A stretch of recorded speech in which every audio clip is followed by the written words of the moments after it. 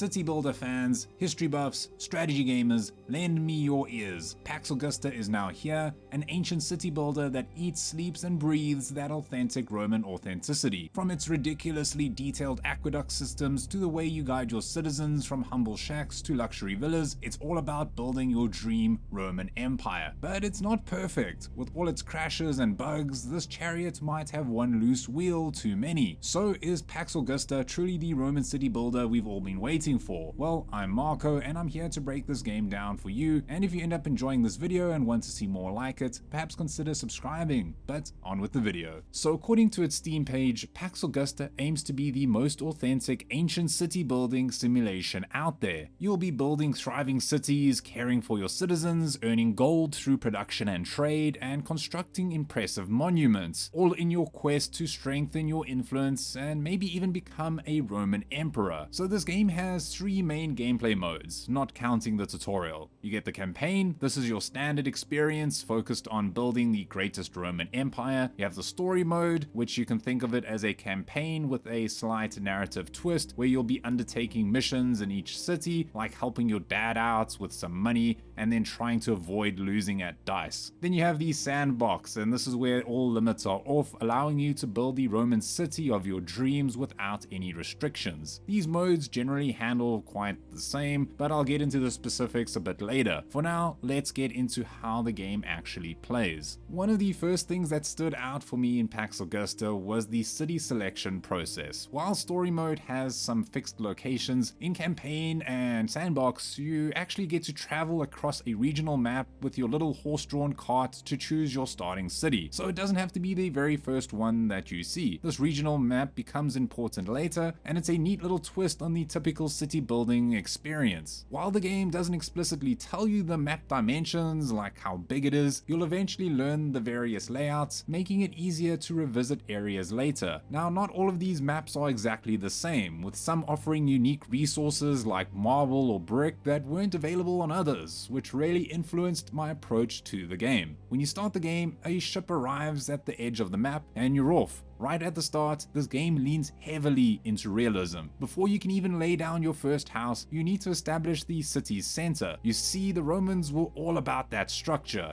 They thrived on it. And it's the same in Pax Augusta. Placing this north, south, east, west marker here is crucial, as all homes built along these 2 lines receive a bonus. Next up is the altar, which is where you'll place your forum buildings. Think of it as a central gathering spot for your citizens, where they can catch up on the latest 700 AD gossip, and it'll also be where you'll place some of your, like your main admin buildings. Next, it's your job to get this city off the ground. Like many city builders, your citizens are divided into classes, and you start with the Liberté. Think of them as your basic workforce who can have farms built next to their homes for extra food production. One thing to note is that you want to keep all your buildings close to the altar. They get a lot of happiness, and you'll need a high level of happiness as well as a growing population to unlock the higher tier classes. Another neat feature you get here is this little guy called Vitruvius, who you can use to scout around your map, finding settlements that can give you food, water zones to fish in, and quarries that you can mine marble or bricks. He runs around like a little Roman sonar detector. It's hilarious. Building homes is straightforward but can take getting used to. Unlike the click and drag building that I'm getting used to now, Pax Augusta utilizes templates with specific block dimensions for most of your structures. For example, a 6x7 house will occupy 6 blocks in the width and 7 in length, or vice versa, and this can be a little bit confusing. I often had to go back and forth and be like, is it 7x6 or 6x7, and do I need a 5x3? There was a lot of options to choose from. It can be a bit overwhelming, but thankfully you can fill in any gaps with decorative elements and smaller side buildings, transforming what could feel like a monotonous grid into a more organic and easygoing empire. Everything in Pax Augusta is strictly grid-based though. Coming from games like Manor Lords and Foundation, this felt a little unusual at first, I'm not gonna lie, but hey, It's the Romans. Curved roads meant inefficiency, and inefficiency meant death.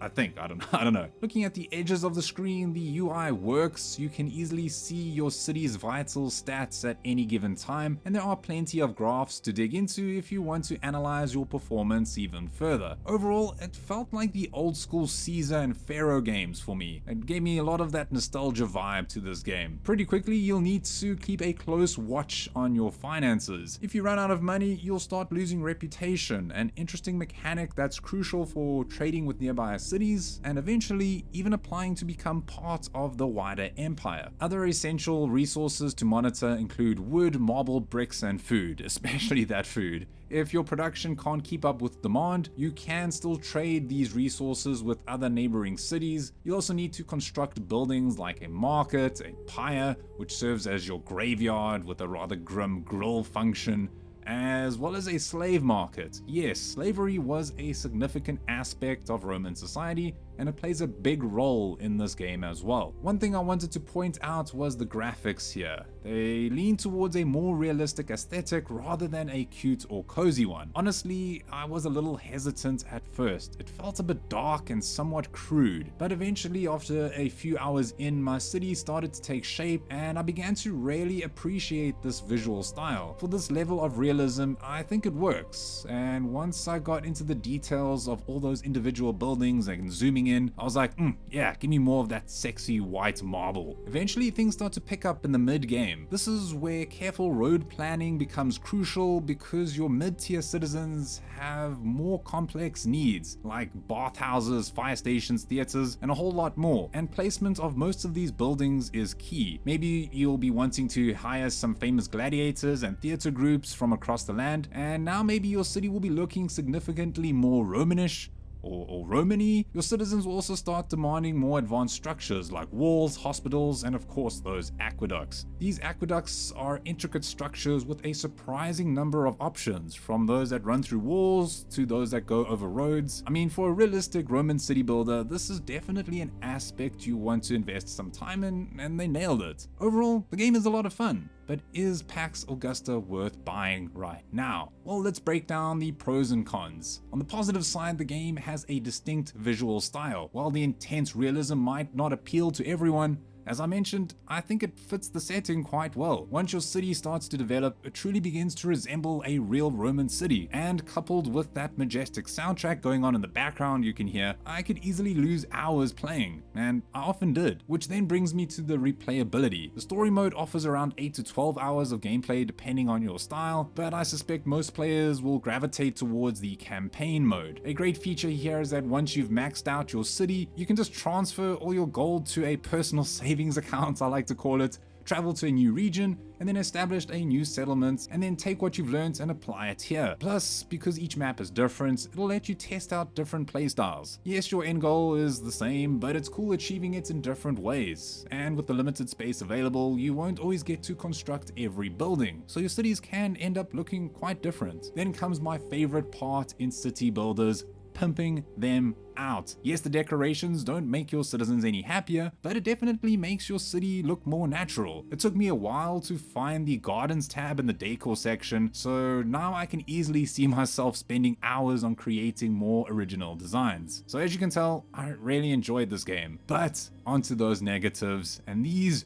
really hurt. The biggest ones will be the performance, the bugs, and the crashes. This is a full release. It's not even early access, and it crashed so many times on the tutorial that I eventually gave up trying to complete it. I'm assuming that you'll need quite a beast of a PC to run this game without any hiccups. It just sucks, as with my i5 gaming laptop, I've been able to play all other city builders. It's kind of the reason why I play them, but I'd be lucky to get this game to run smoothly at 30 frames per second, with it dropping to like 5 when my city grew. It was rough. Then comes the auto-saving and the saving in general. It's terrible. Clicking save and well, it just saves over your current progress. You can't create a new save file, and the auto-saves are very iffy. The amount of times I just lost so much progress made me so bleak. So while playing, I had to just remember to save like every 10 minutes or so. Then there are the minor bugs, like people just moonwalking on the streets like a Roman Michael Jackson. That also broke some of that immersion. However, the good news is that after spending many hours in the Discord group,